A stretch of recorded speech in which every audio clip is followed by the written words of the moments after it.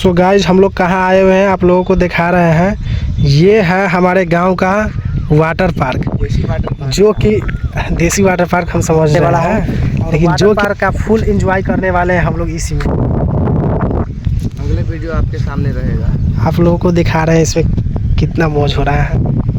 आज हम दिखा रहे हैं कैसे हम इसमें छलांग मारेंगे। ऐसा ही सोचो छलांग मार देंगे इसमें। पहले तुम दो आओ इधर, तुम पहले छलांग मारो यहाँ से।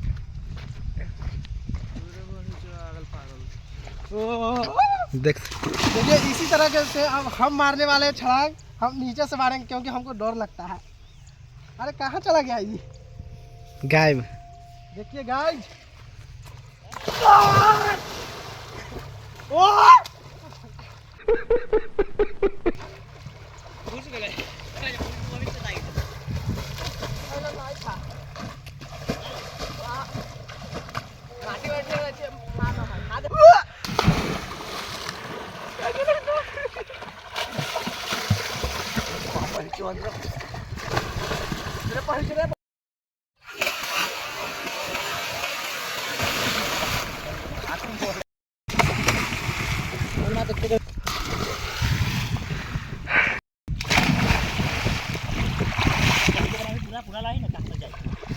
दूर पर जो वीडियो ली है वैसा